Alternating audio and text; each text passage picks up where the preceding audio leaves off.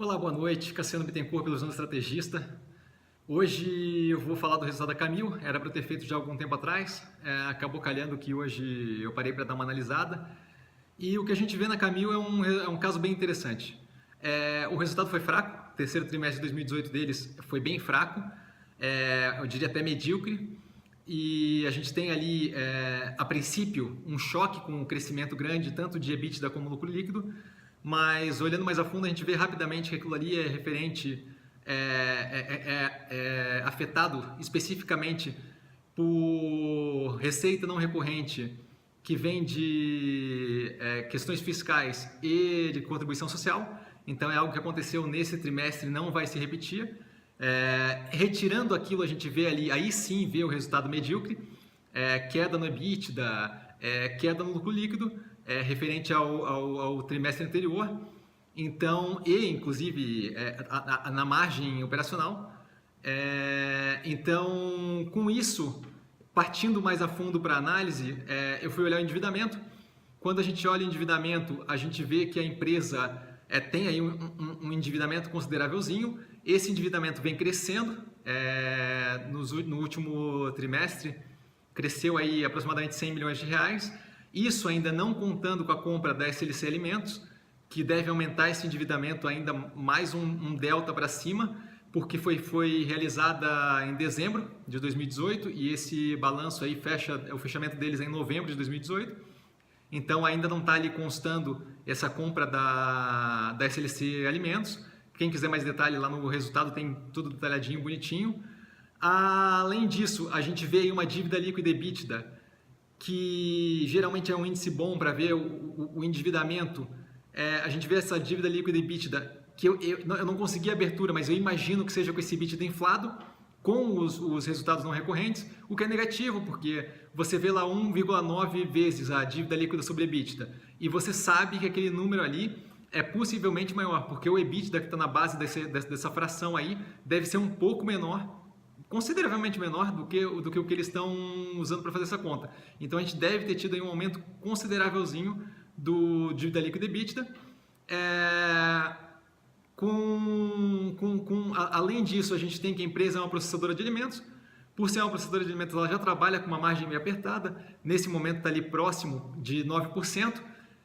É uma margem que faz você pensar assim, pô, eu quero entrar num negócio onde a margem operacional é tão apertada assim, a margem de EBITDA é tão apertada assim, vale a pena levar em consideração. Como pontos positivos aí, o que eu vejo? O fluxo de caixa dela vem desde 2016 melhorando aí consistentemente, ano a ano. Quando eu falo fluxo de caixa, eu quero dizer o fluxo de caixa anual, porque ela sofre de sazonalidade. Então, durante os 3 primeiros trimestres, a gente vê esse fluxo de caixa bem baixo ou negativo, e o quarto trimestre geralmente paga o ano todo. Então, quando a gente pega o fluxo de caixa de 12 meses dos últimos anos, 2016, 2017, a gente vê que ela vem aí crescendo esse fluxo de caixa consistentemente. Então, a empresa parece estar cada vez mais sendo melhor gerida, e isso é um ponto positivo.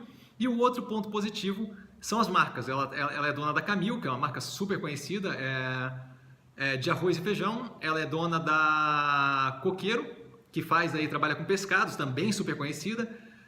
E é dona do Açúcar União, também super conhecido. O que isso cria para a gente?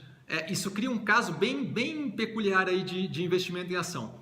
Em que sentido que eu falo? Eu falo no sentido de que assim, essa empresa é uma empresa que não colocaria dinheiro lá no longo prazo, mas no curto prazo é algo super interessante para investir. Por que eu digo isso?